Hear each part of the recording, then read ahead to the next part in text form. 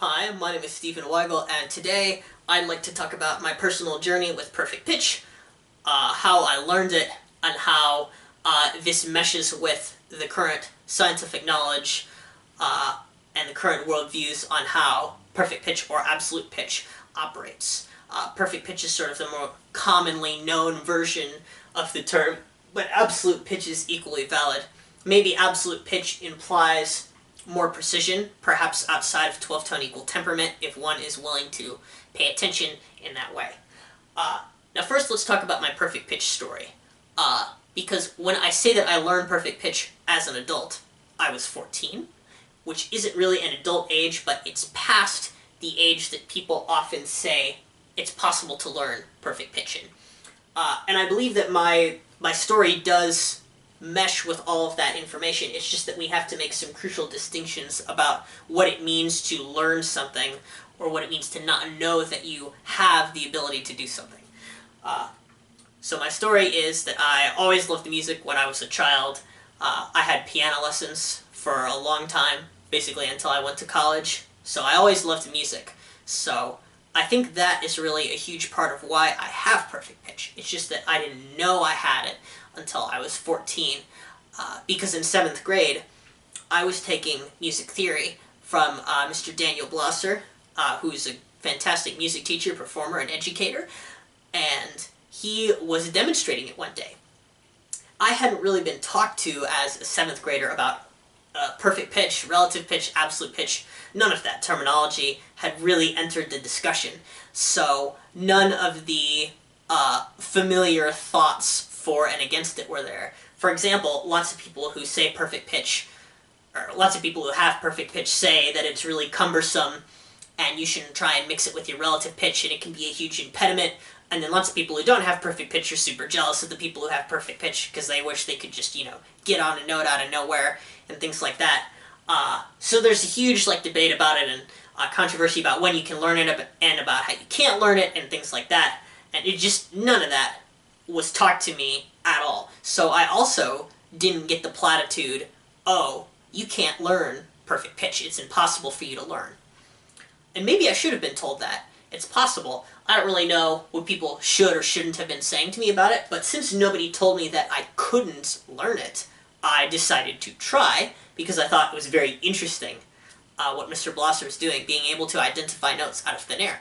I thought I could do it because I knew that when I remembered certain songs that I really liked, like Bridge Over Troubled Water, I would always be able to remember it in the right key. Like, here, think about Bridge Over Troubled Water right now if you know it, like the first part.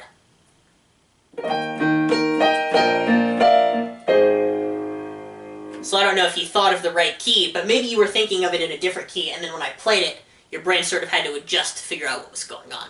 Or perhaps you remembered it in the right key. Now, I knew I could remember this in the right key, so I was performing the essential skill there. I was getting a note out of thin air without reference. So the way I learned perfect pitch throughout the course of that year, it took me a long time, was I picked 12 different songs, and then each song was just a different one of the 12 pitches. Now, when about half the year was over, I could recall them, but only with the aid of the song. And then by the end of the year, I could recall them without the aids of the songs at all. So that was how I learned perfect pitch as an adult. Although maybe that's not really learning perfect pitch.